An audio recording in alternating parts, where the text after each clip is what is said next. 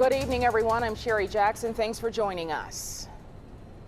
And I'm Trent Butler. We are live tonight outside a deadly workplace shooting in Birmingham. We are live outside the UPS Customer Service Center on Inglenook Lane. We're not far from Birmingham Shuttlesworth International Airport. Earlier today, police say that a disgruntled employee came into the building you see here behind me and opened fire. He shot and killed 2 people before eventually turning the gun on himself. This evening, we are bringing you team coverage of this shooting, the very latest on the shooting itself, what we know so far about the shooting, and we are getting more knowledge about that, as well as reaction from those who were working nearby when this all happened. We begin our team coverage tonight with WIAT 42 News' Mike McClanahan. Mike has been on the scene all day long. In fact, Mike was one of the first reporters on the scene. And Mike, if you will, walk us through what happened.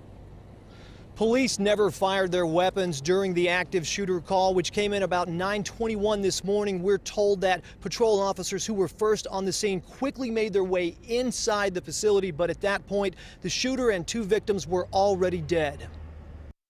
Birmingham police are planning to review surveillance footage from security cameras at the UPS facility, but here's what they know so far. Investigators say the shooting happened not far from an open bay door near some office space inside.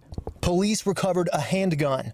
They say the suspected shooter was recently fired. According to Birmingham police, the shooter killed 2 men who appeared to have supervisory roles because they were wearing everyday clothes, not UPS uniforms.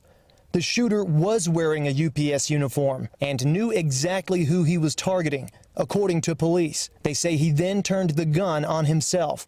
As he recently received his final papers and he was terminated. There are more than a dozen witnesses who were interviewed by police. They left the scene on a bus, but most of them returned by mid-afternoon.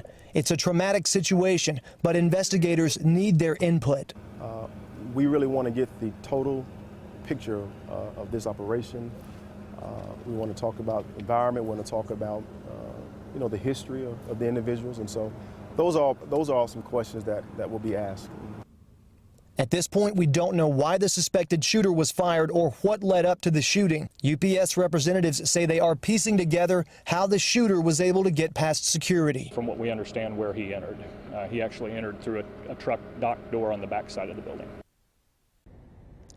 Coming up at 6, we will have more in-depth information from UPS about exactly what transpired and how they are responding. Live in Birmingham, Mike McClanahan, WIAT 42 News, coverage you can count on.